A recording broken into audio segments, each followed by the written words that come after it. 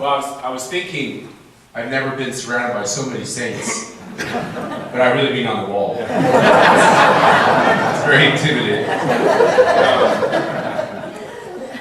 I'm really sorry that Mercy couldn't be here. We have a bunch of children out in the Beltway.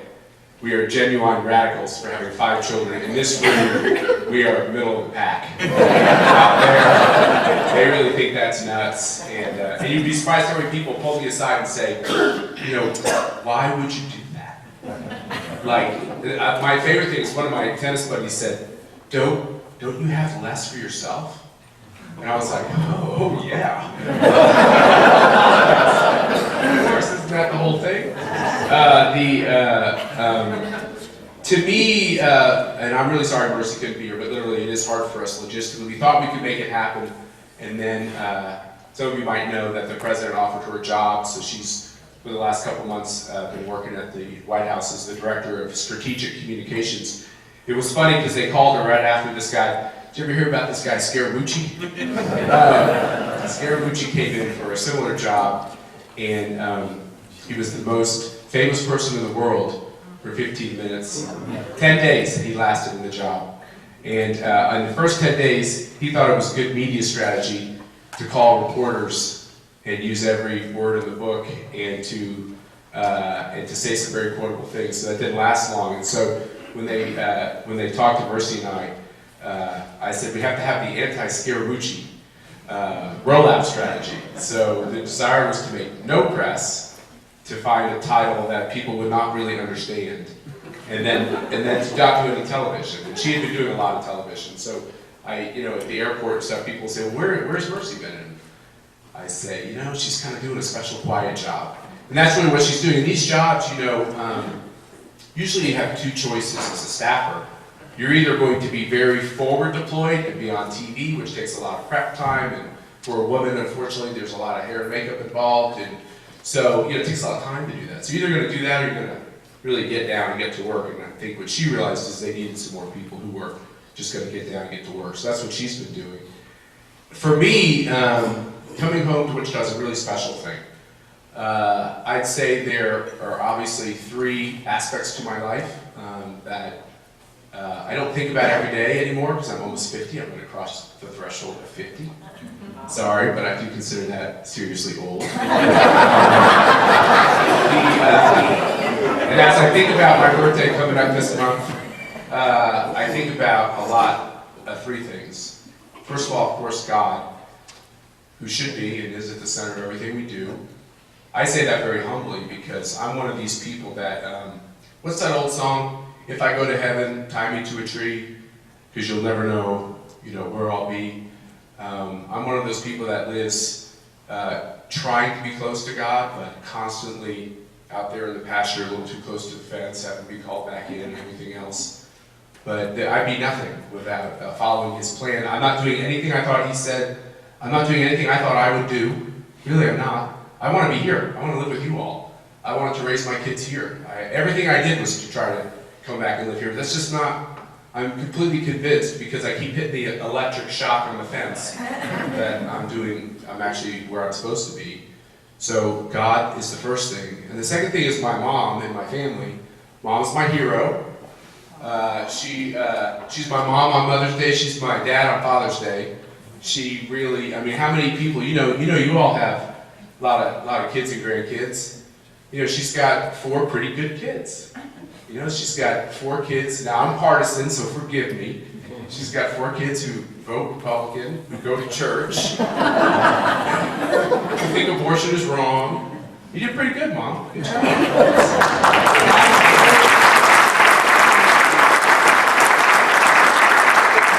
And to this day, if I ever have to make a really big decision, I will talk to her because, as you all who know her know, the Brooklyn girl does not mince words.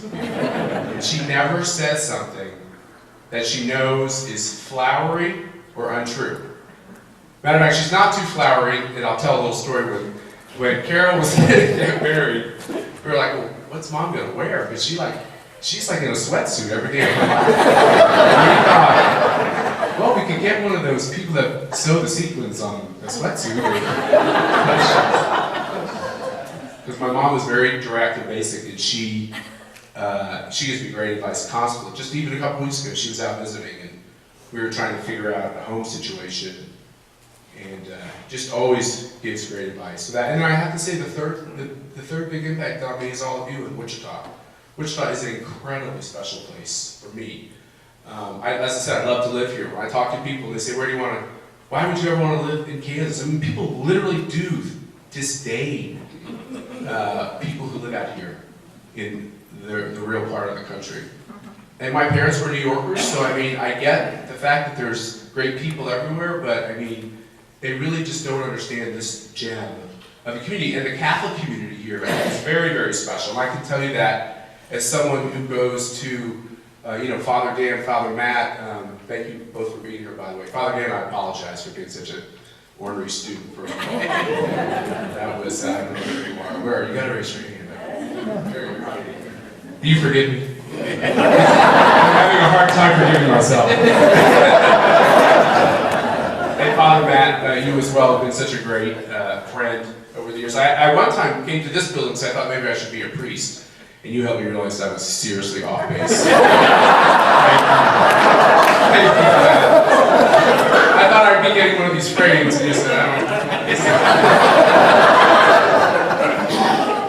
But Wichita, the Catholic community here is you all really are in a really unique situation. It's of your own doing, you deserve it.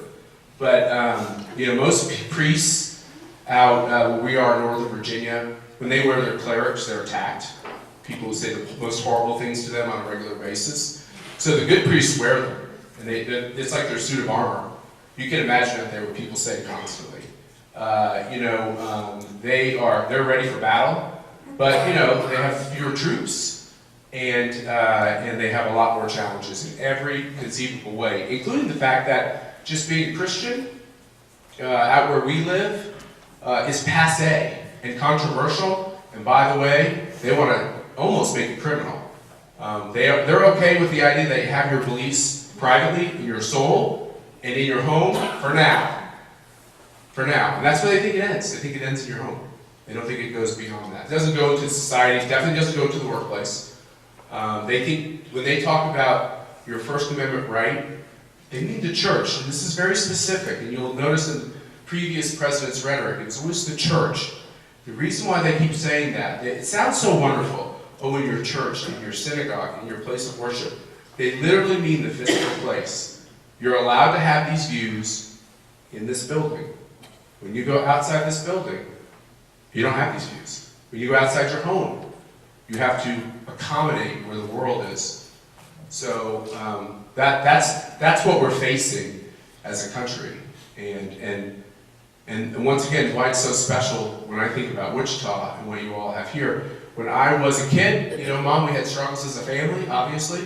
I think one of the reasons why you have 4 good kids is that, and some extra special good additions, is, we, as little kids, it was never easy for us, ever easy. My dad was a raging alcoholic, and we had to deal with all the embarrassments and problems you have as a kid.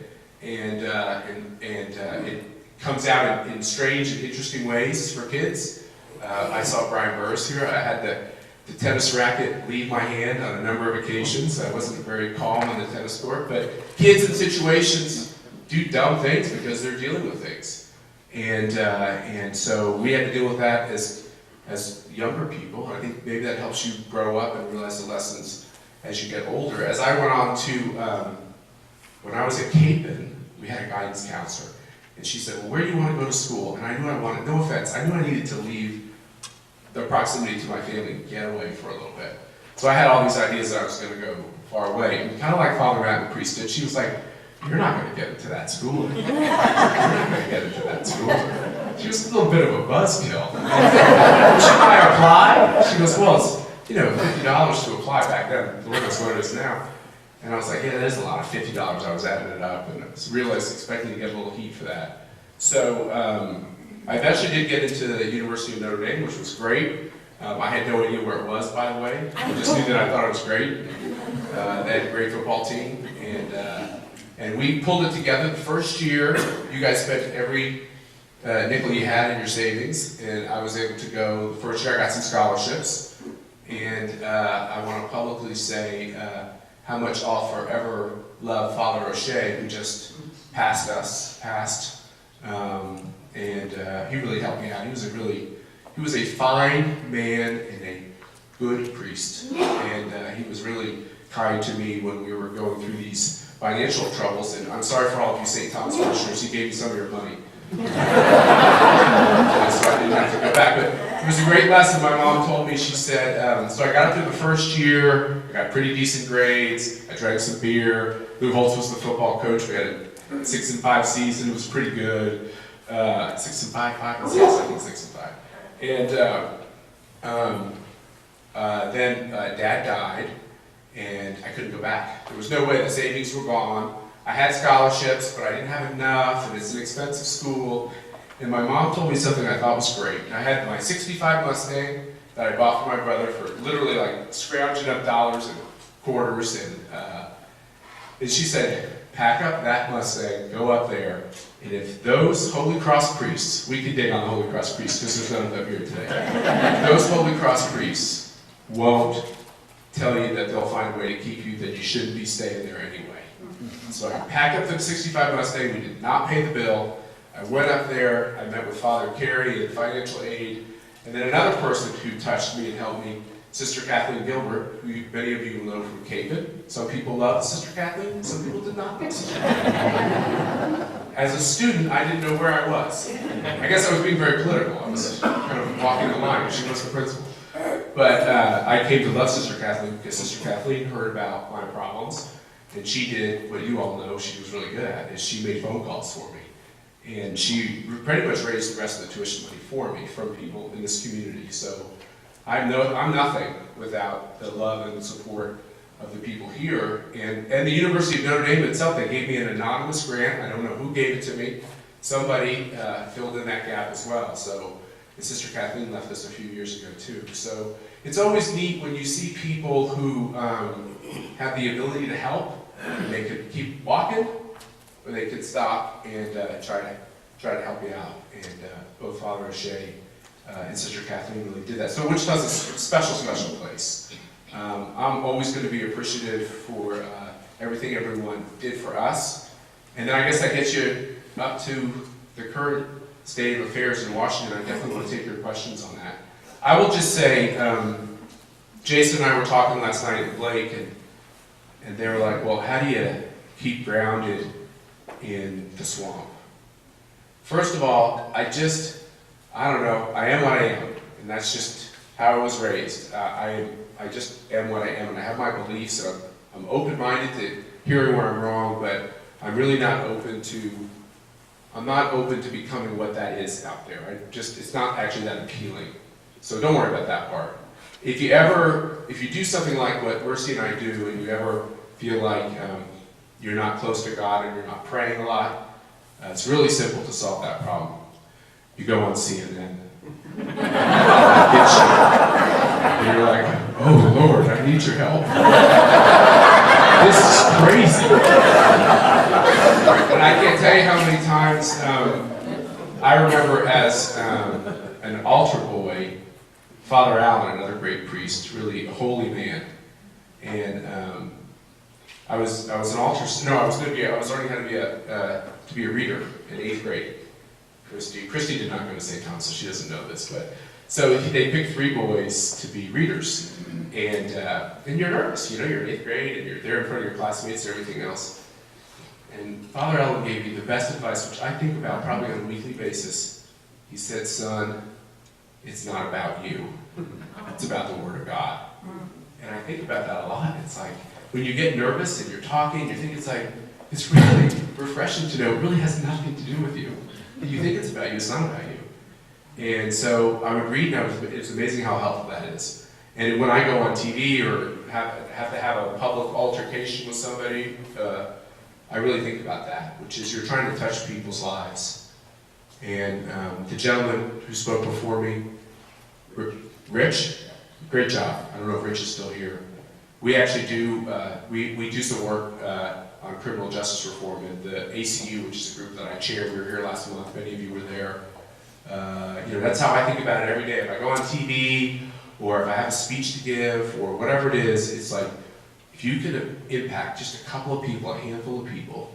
And that's why for what I do politically, I'm really not a church. I'm not a representative of a church. I'm very cognizant of the fact that people want to find flaws. I get that.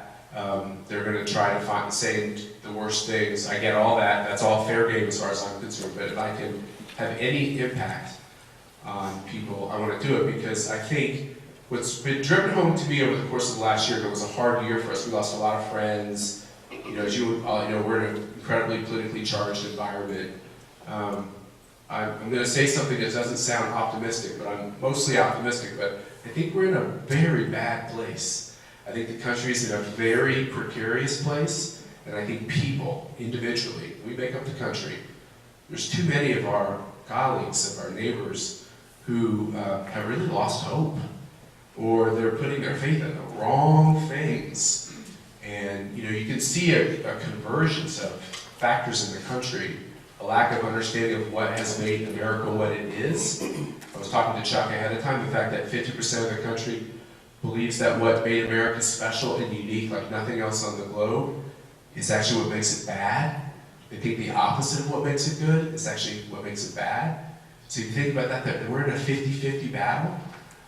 My choice is to not excoriate those people who have a different view, but we have got to figure out a way to make them more literate, to educate them, and to bring them along, because I think wrapped up in all this is a tremendous amount of confusion and hurt, all wrapped up into the fact that people are making political decisions in a way that is actually hurting the country. Let me just tell you something about the globe, and the priests will understand this because the special role the Vatican plays globally. But when I worked for President Bush, I can't tell you how many times America was the only country supporting something that we all believe in, like human rights, or the rights of the unborn, or as Pope John Paul constantly talked about, religious freedom.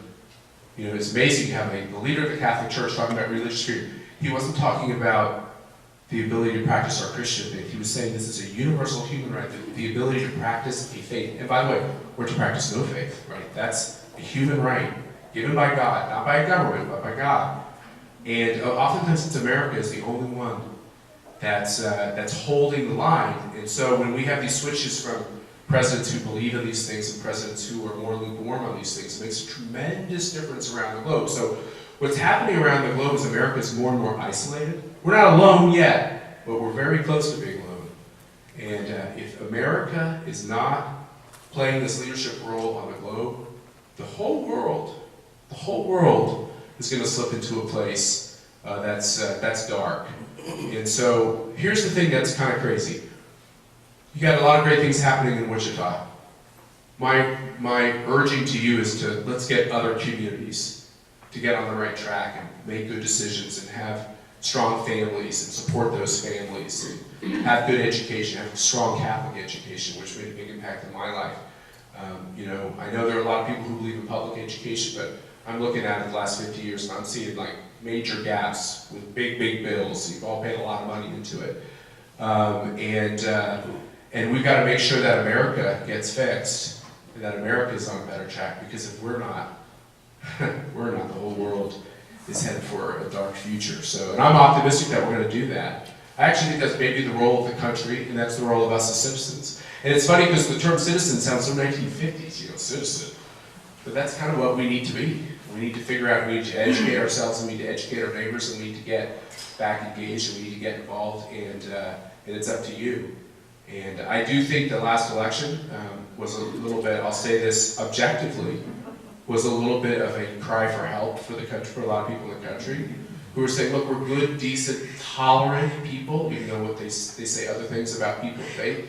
We're the tolerant people, we're accepting, we're loving, but enough is enough. And we have to go back to think through, okay, what's going to get America strong again? What's going to heal America? And I think this is the moment where I think it's got to be the most critical political time we've been in. No, not because, the Cold War could have had a nuclear war. I think it's the most critical part, not because of North Korea, which does scare the heck out of me. I think that's a very serious problem. For me, it's the most critical thing because literally it comes down to the basic foundations of our country, right, which are all under attack. If we lose those battles, I don't think it all ends somehow, right? But if we lose those basic battles on the strength of the family and these basic understandings of what it means to have the freedom to live your life, to make good decisions, then I think we're going to be in a bad spot. So I feel incredibly optimistic that I think half the country said, hey, no more. We got to really think about this. We got to think about these things.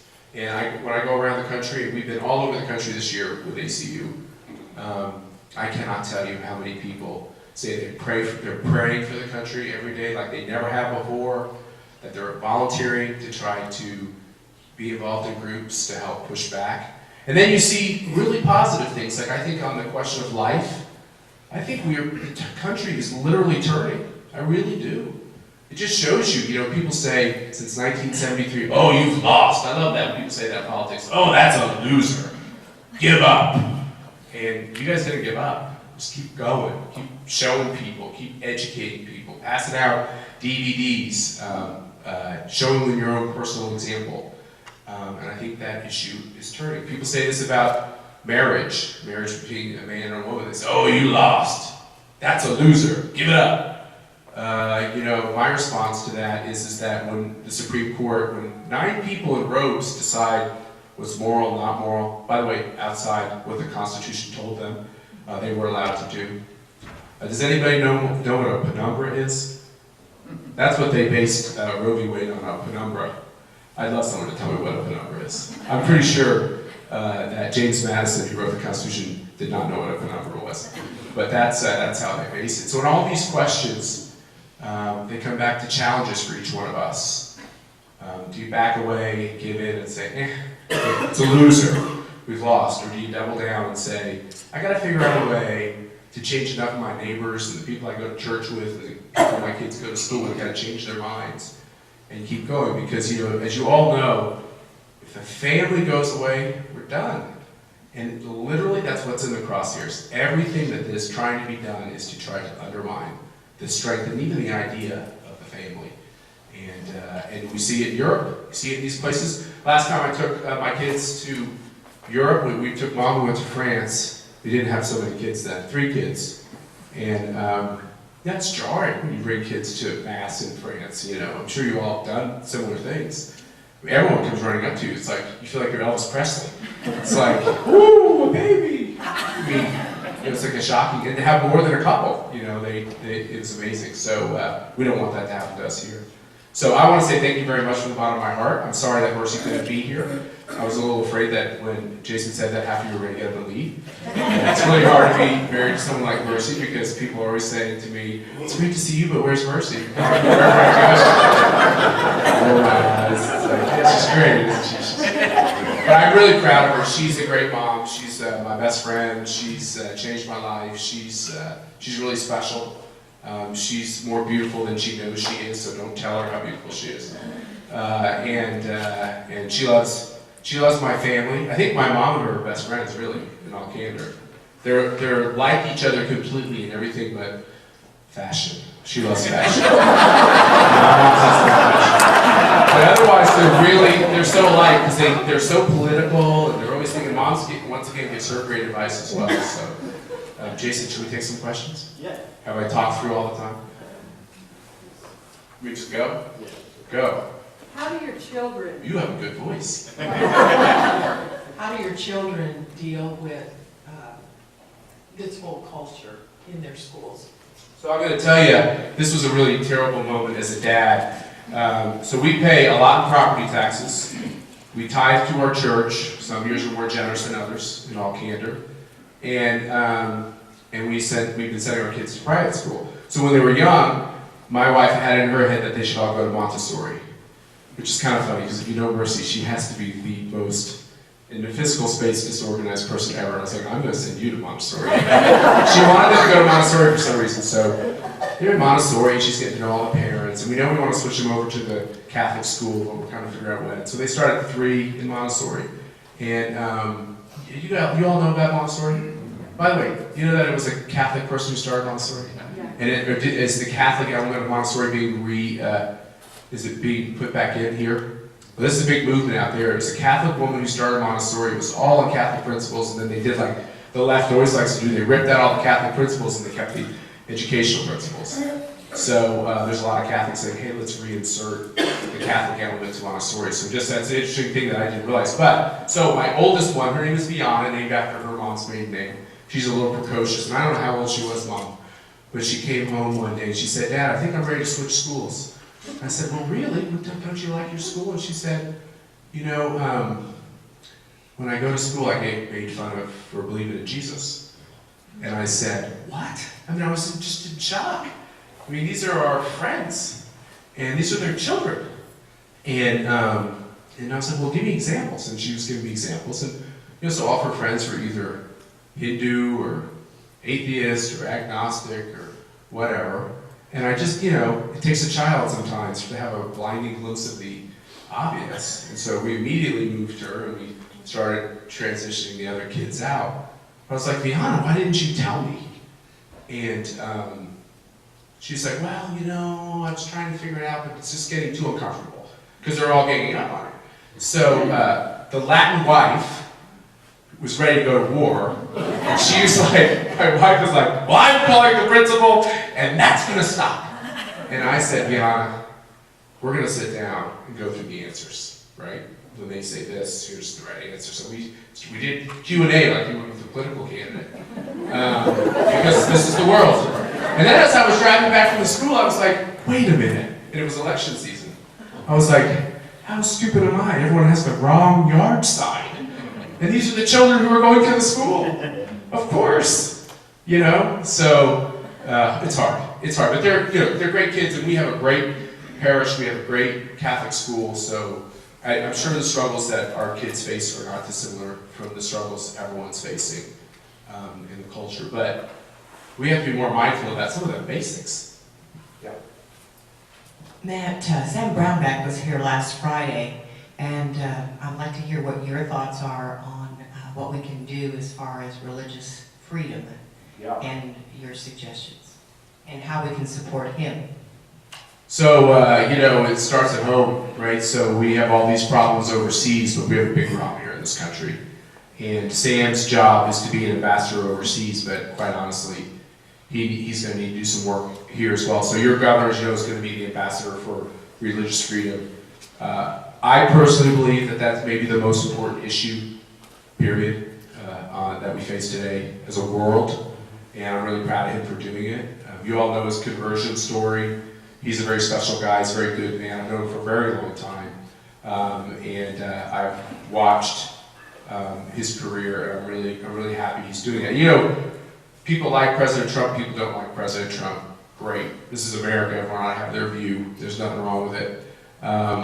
One of the things I liked about him immediately, and I had gotten to know him before he ran, is he hates it when someone's getting... Now, he can be a pretty good bully himself, so don't get me wrong, but he hates it when somebody's getting picked on for completely the wrong reasons. He likes those fights, and he understood this idea of the little sisters of the poor. And I always say, think about how dumb politics is. You got nuns. You know what the little sisters of the poor do? They're nuns taking care of senior citizens who are indigent, right? Who have no money. So you got nuns with the vow of poverty taking care of seniors who have no safety net. And you know what the solution was of the Obama administration? Contraception. All the things these people need. They said contraception. Because maybe somebody of the ages of fertility might wander into that equation. I don't know what's going on with those old guys. I don't know what they were thinking. But these are the things where actually, when people the world tells you are really smart, and you keep looking at it and you say, it doesn't seem smart. They're not smart. I always say that I have just a high enough IQ to know that if something simple sounds that complicated, it's because it's wrong, right? So I think Sam's got a big job ahead of him, and I think It's a huge, as you know, Christian persecution around the globe, we are not reading about it like we should. I mean, literally communities are just getting snuffed out all throughout the Middle East, Northern Africa, Europe's doing it to itself. We are the persecuted right now, and it's a tragedy. He's got a big job. And President Trump's aware of it. And I think that's good. Yes, sir? I'm going to give you the mic, or you can get a loud voice. Well, I could probably be loud enough, man. Thank you. Matt, what I was wondering, one of the political parties in our country is clearly anti-Christian. I don't think there's any doubt about that. And thank the Lord that the non-Catholic Christians in our country have armed themselves and gotten into the fight. The voting statistics I saw, the evangelical Christians, 84% of them voted for Donald Trump. Our Catholic percentage was 51. To me, that is a huge embarrassment. Now, I like what you said about Wichita, and I hope you're right that our vote, I hope somebody in this room can say our Catholic voting statistics in Wichita were a lot better than 51% for Trump. My particular parish, which I may not mention, it's on the east side of town, far east, not even in town. I think I figured it out. I'm slow, but I'm not that slow. But I see bumper stickers, I've had conversation in my parish, that I wonder if in our parish, we were as high as 51% Yeah. for Donald Trump. So, I don't know, I think the Catholic Church, maybe on a national level, has not joined the fray to the extent that the evangelical Christians, whatever in the world that is. We go to bluegrass festivals and talk to a lot of Baptist people, and I tell you what, they educate me on the information they're getting out Yeah. of the Graham Group, the Faith and Freedom Coalition. Yeah. I mean, they're doing so much better work than we Catholics are, in my opinion. Well, let me try to respond to that. First of all, I would say, look, I'm a proud Republican, but I'm an equal opportunity critic sometimes, and I actually don't think my own party gets this right a lot either. I think that I have a lot of friends who didn't vote for President Trump because they found him offensive, they didn't like all the marriages, there were parts of it they didn't like. I actually think that's fine. I mean, really, people should follow. Voting is a very personal thing. You ought to follow your conscience. What it's not appropriate to do is to justify, in my experience, when you have people like Hillary Clinton with her views or other candidates like that, what is not okay is to justify their positions on all of these issues because they're just abhorrent. And I can't tell you how many people said to me, I've been involved in politics a long time, that debate, I can't remember where it was, where the partial birth abortion question came up. And Trump was the first candidate to kind of go into this graphic detail about what it was. And you could tell it had an impact on him. And I think it had an impact on a lot of voters. My guess is that answer in that debate is the thing that won it for him in the end. Because he connected with people that, although he's not very poetic, let's just say that, he, in a grisly way, just kept saying they rip the baby out of the mom. They just rip it out. He just kept saying that, you know. He goes, how could you be for that? Oh, the media did not love that. They did not love that, and of course Hillary Clinton believed in that. So I think that for a voter, we're to this critical moment. We can't afford to sugarcoat things anymore. It's just not, certain things are just not, they shouldn't be okay. And so I think as a church, you know, there are clear laws we have to follow. We should, and I'm sure everyone's careful about following them. But by the same token, we need to be much more aggressive in the face of this attack that's coming from the left. Because I want to say it again. They believe that you can have your Catholic faith. You know, I went to St. Thomas, Father Matt. They believe that you can have that faith inside your church. They get a little more notice in the school. And they're going to start, the more you try to get accredited by the state, probably not so much in Kansas, but I bet you in Virginia, and I bet you in Maryland, the more you keep seeking state accreditation, they're going to say, okay, well then you have to say different things on this issue, on that issue, on, so this is the battle we're in. They're spending billions of dollars on these fights, and I think it's really important for us. It's really important for us to get it right. The whole Catholic question about the 50-50 thing in the Catholic Church, to me it all goes back to the same question, which is, I don't mean this to disparage anybody, but there are go-to-church Catholics and there are kind of go-to-church Catholics, right? And that really is the big demarcation in all these polls. If you look at the Catholics that go once a week and are active in a parish, they vote on these cultural questions. If you look at the others, they're much more like the world.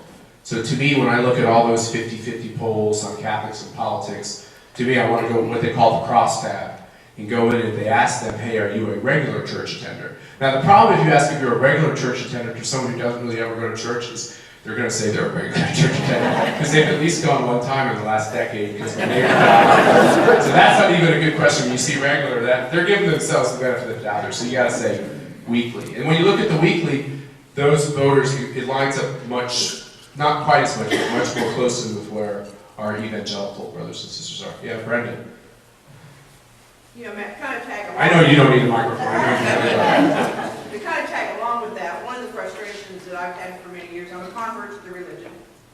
And so I always tell Father Matt, that's why I ask a lot of questions, is our U.S. bishops have not, in my belief, aligned with what I've learned about the church. Are you attacking Bishop Connolly and Bishop Coakley? And I remember here, it was a year or 2 years ago, when Archbishop Naumann challenged the U.S. bishops in a meeting about their support for countries that were very supportive of abortion. And they came back with some major gobbledygook.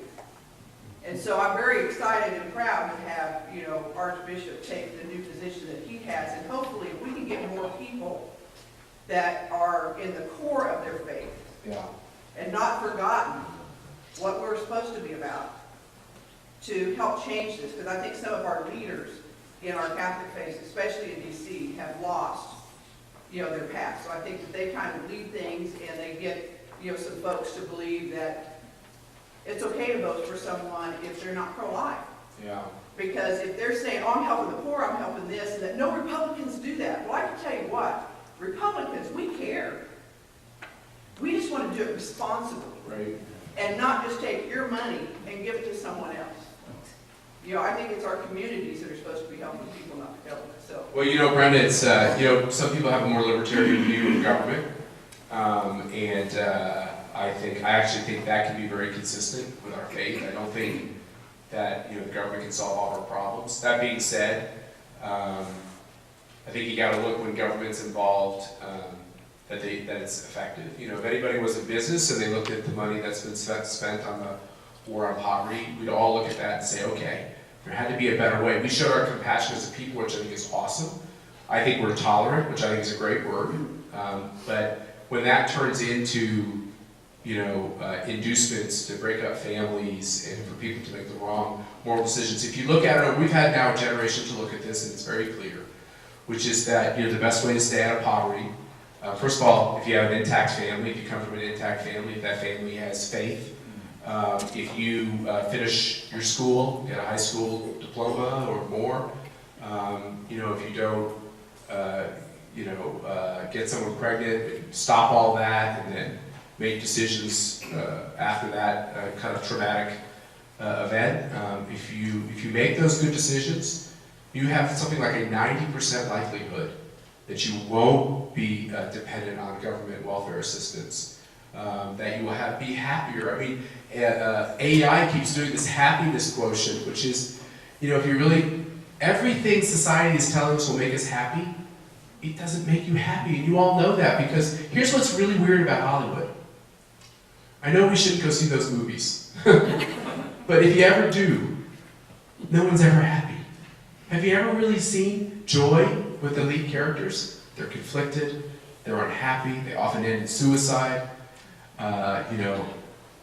Kids just way off path. If you really look at all those movies, if we were to do a quiz right now, you say, race your hand over a big movie in the last 20 years.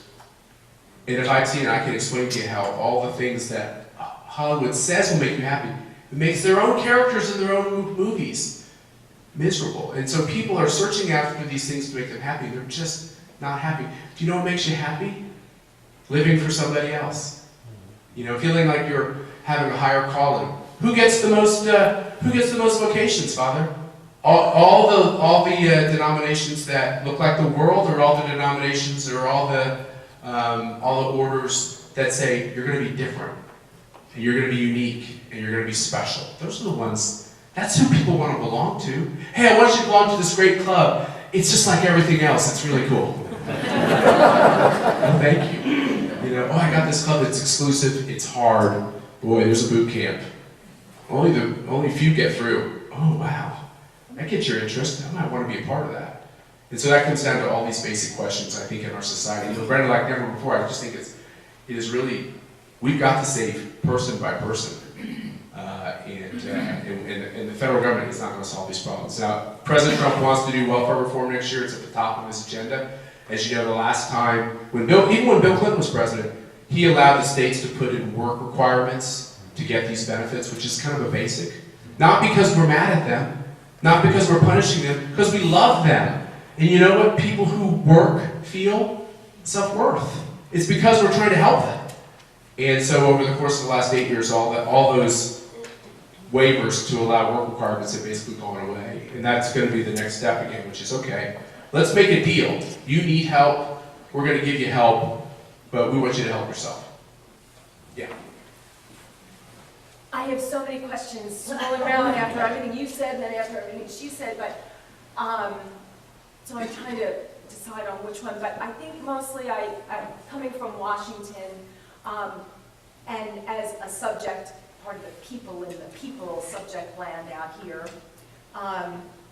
Do the Republican Party and the Democrat Party really exist, or is that just a figment of our imaginations to have people out here in the land where the people fight amongst each other? Because I'm sure everybody has seen Facebook, and you watch these people who don't even know each other respond like as if they can have a dialogue on Facebook, which is a joke, but then they're fighting and they don't even know each other.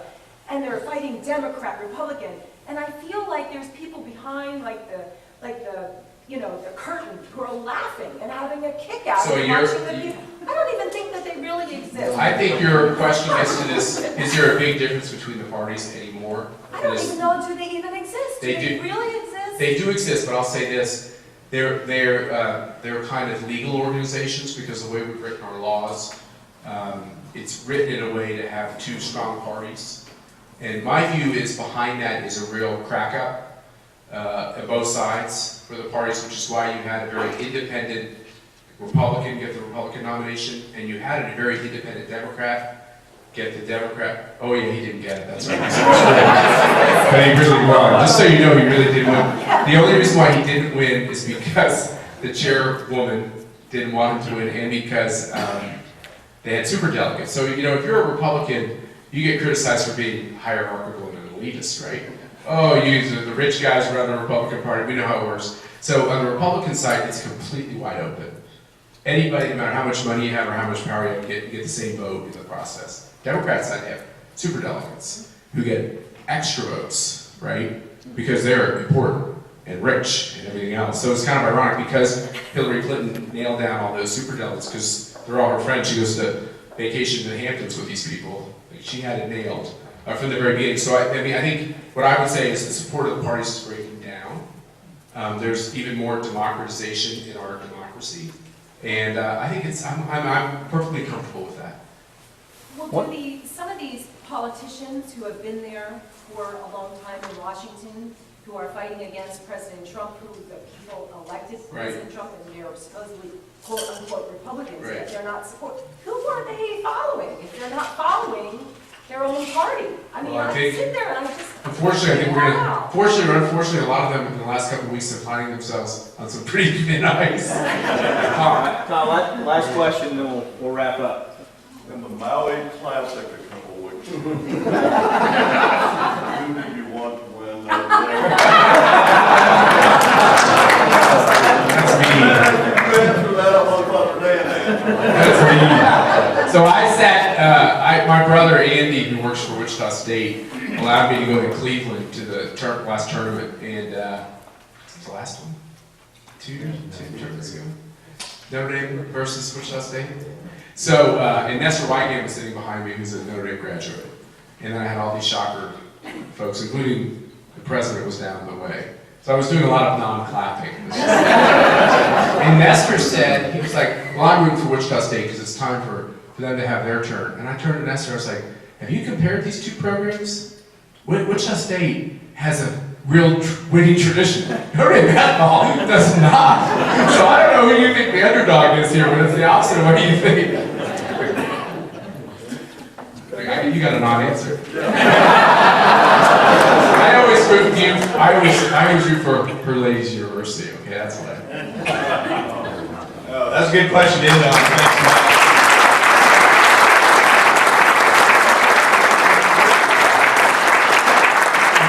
You can always count on Tom for the real tough questions. So thanks, Tom. I appreciate that. Again, I want to say thank you all for coming out. I do want to acknowledge a couple people that make this event possible. She hates it when I do this, but I do it every time. Kelly McKaig is back there. She is the operations coordinator for Spears.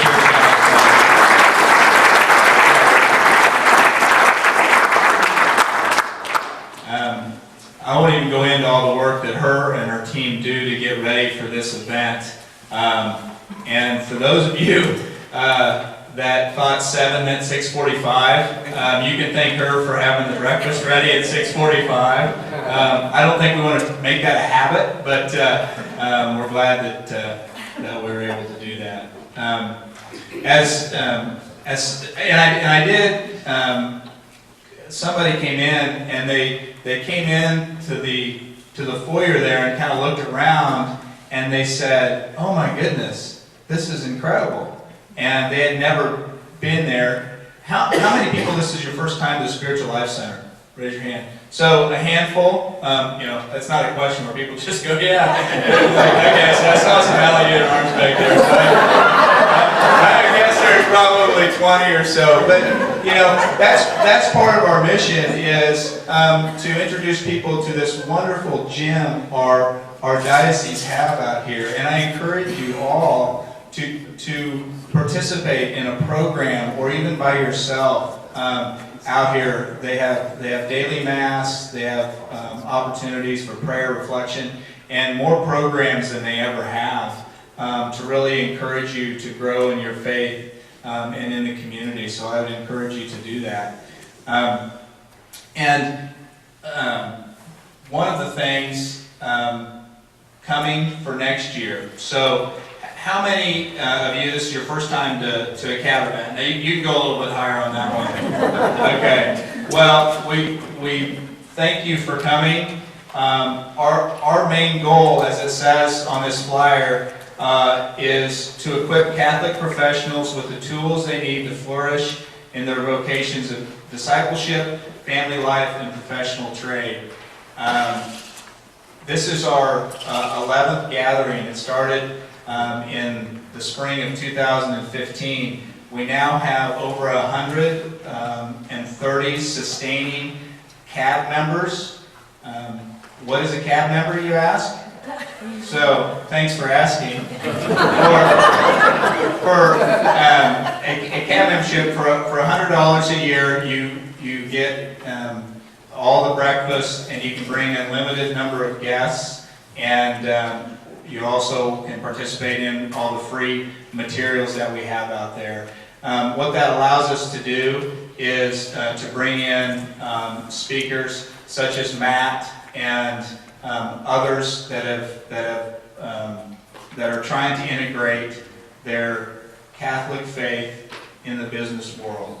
So we're excited that we're at 130, but there's always opportunity to grow. So we encourage you to look into that.